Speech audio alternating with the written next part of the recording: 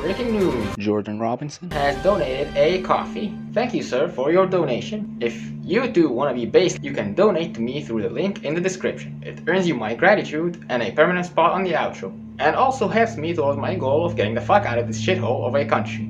Thanks in advance. And now, back to the shit show. Remember when I told you first world people to be grateful for your taxes? Egyptians pay more taxes than people in the first world. It's a little bit more insidious here, because it's not in one big clear-cut bowl. Instead, it's tiny bits here and small amounts there that all add up to being more than 100% of shit's value in most cases, especially imports. And keep in mind, let's not forget here, we don't fucking get any of the benefits any first worlder gets. Our healthcare is shit, our education is even shittier, infrastructure is ass, public services don't exist, the list goes on. Well, I come here today to apologize.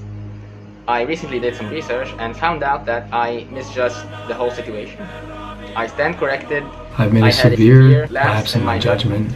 But I have grown as a person, learned from my mistake, and I am here now to set the record straight, once and for all.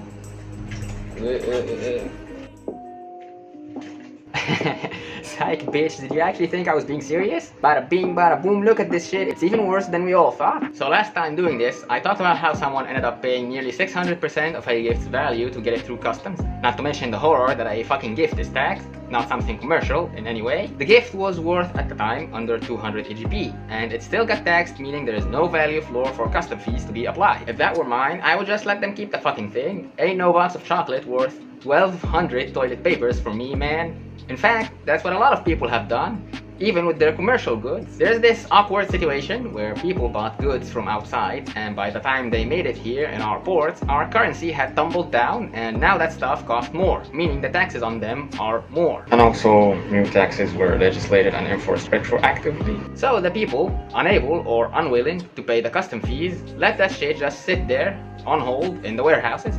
Perishables lost, everything else stuck. And we are left with starving, crashing markets while the government and traders hold a staring contest to see who gives in first and lets the other have their way. But what about the miracle of technology? Could it save us from this tyranny? If you aren't familiar, around a year ago, Amazon fully bought Souq.com, which was its equivalent and branch for it in the Arab world, and now operates it themselves under the same name. Amazon is kinda the go-to for convenience, I hear. Surely they can help, right? Yes and no. The machine's price on Amazon is $325. Shipping is $49. Customs $342. Total $717 plus 10% for currency procedure, $72. If it's shipped to UAE, the total is $406. So the American citizen buys this device for $325 and an Emirati buys it for $400.